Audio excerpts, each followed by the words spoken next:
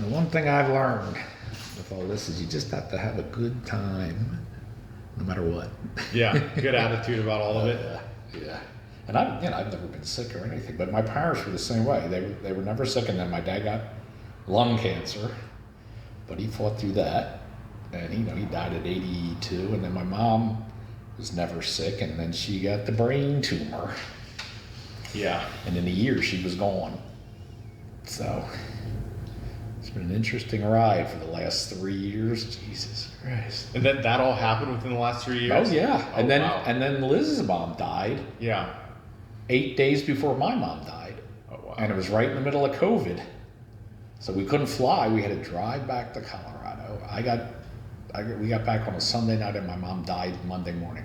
I mean, literally, she was waiting to hear my voice. Oh wow. And then, when all this was done and I sold the house, and I'm like, now we can just enjoy each other. 6 months later, you got stage 4 cancer. It's no. Are you fucking kidding me? It's the truth. That was the timeline. We had 6 months that, we were just kind of regrouping and getting our emotions back together and, just starting to live. And then what happened then? Like after you found out? About the cancer? Yeah. Oh, then this is just the ride, I found out, at the beginning of December 2021. Mm-hmm. And then we hooked up with you, I think it was in the spring. Yeah. And, I'm just taking it a day at a time, So what did the oncologist say about your cancer? Well, he said it's not just in the prostate, which is the scary part. If it's just the prostate, they can remove the prostate and then the cancer is gone. Yeah. But when it gets out of the prostate and gets in the lymph nodes, then there's not much they can still remove the prostate, but you're still going to have to get radiation. Gotcha. So I'm like, well. But you didn't have your prostate removed? No.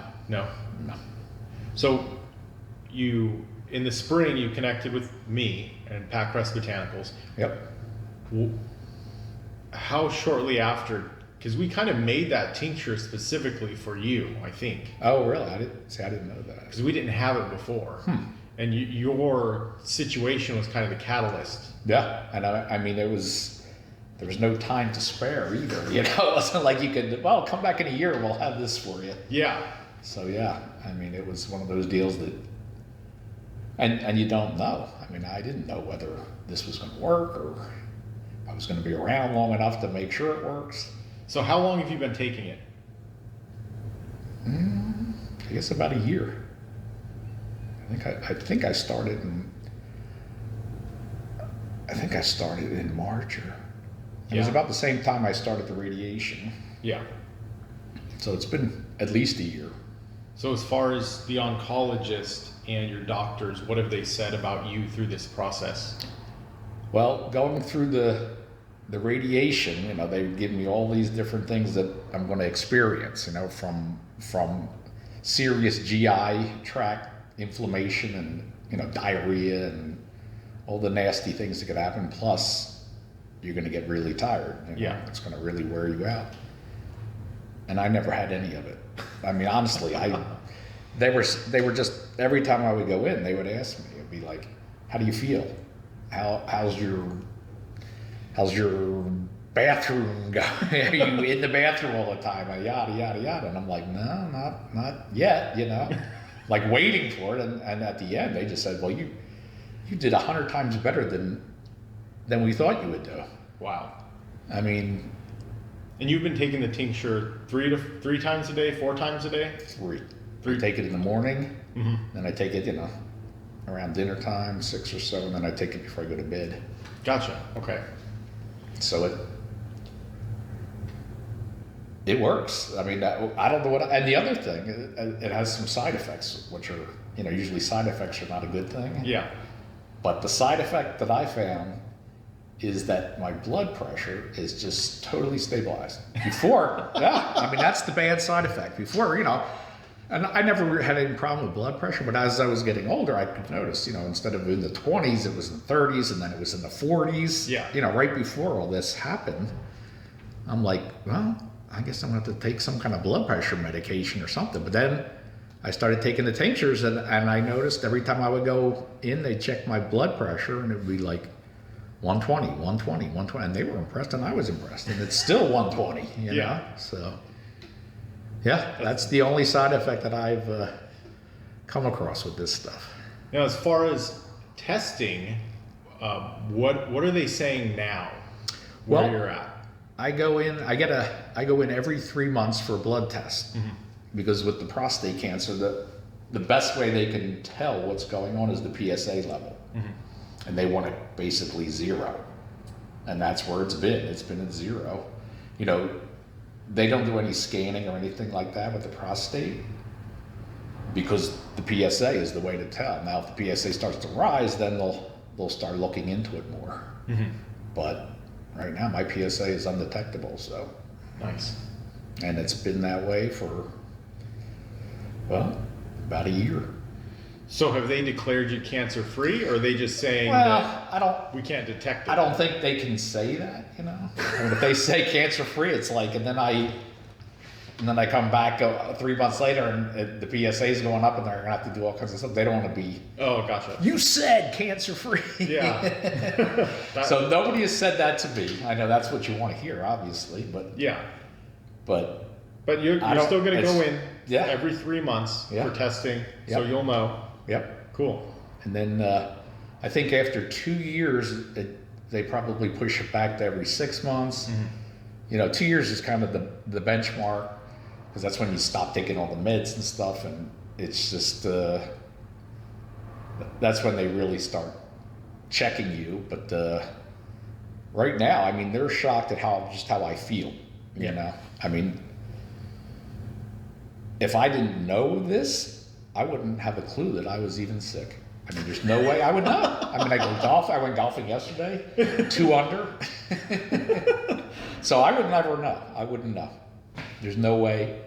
But that's one of the most important things is, as you get older, if the PSA is rising a little, go to the doctor, get it checked out, because the thing I didn't know was obviously if I would have checked this out sooner, if I would have gone to the doctor sooner just for a regular prostate exam, you want to catch it as early as you can. No matter what you take, you want to catch it early. Yeah. So the amazing thing with me is that you did chemo and radiation, right? Or just radiation? I did chemo, but in pill form. In pill form. And I'm still doing that. Gotcha. And again, they gave me all these things that could happen. I could get irritable. I could be like some nasty old lady. I could grow breasts, which I didn't really need. I don't want. I got a wife. Yeah. So again, it was all these like things that because they want when you first start all this, it's number one, it's scary, but then they make it even scarier because. Well, you could do this. You could be really, really grouchy and just everything is going to make you cry. And I mean, it's like the things they were saying, but I just laugh because you don't have a choice, so you just make the best of it. But the only thing that I've had that from all of this is hot flashes, which my wife just thinks is fantastic because she can laugh at me. So I bought a little fan at Costco, and I have it right next to the TV, and a little remote for the fan, and boom, I get a hot flash, the fan goes on. Nice. Other than that, yeah, that's my story. And well, that's amazing. It's a long, interesting journey, I mean, never being sick before, and then all of a sudden they say stage 4 cancer. That's a wake up.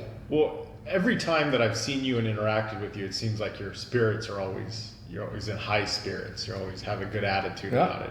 I think that's a huge part of the equation. You got the meds, you got the CBD, mm-hmm. and your attitude, I think, is just as important.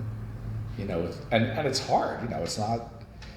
It's not easy to have an up attitude when you're the C word, you know, but it's not as bad as it sounds either, which is surprising to me because 2-3 years ago, if somebody would have said, well, you know, they're going to diagnose you with cancer, I would have been panicking. But there's a lot of nice people out there that you meet. Everybody. I haven't. You're lucky you have Liz. That is the key. That really is the key. Yeah. Because when she heard I had it, she said, "No, you're not leaving. You're not going anywhere." Yeah. She went to work. Yes. No more cookies. No more ice cream. No more. I'm like, oh my God. Please. But then, as time goes on, you don't even miss stuff like that anymore. Yeah. Get the cravings out. Yeah. And it's healthier for you even if you don't have cancer. Yeah. So, yeah, she pulls out the whip and smacks me with it. Well, But I'm glad it's working for you. it's fantastic. I mean, it really is. And there's no side effect. It doesn't do anything bad for your body. Yeah. You know? I mean, you try it and hopefully it works. But if it doesn't, it's not going to hurt anything either. Yeah. You know, it's the side effects are actually good. Yeah. Good side effects. So I think that you know, when you hear you have something like that, you want to try as many things as you can, but you don't want to try things that could hurt you otherwise, you know? So it's absolutely worth a try. And I'm not the only one. I mean, there's people out there now. I mean, it's starting to get known Yep. what the CBD does for you. And why not? Why not try it at least?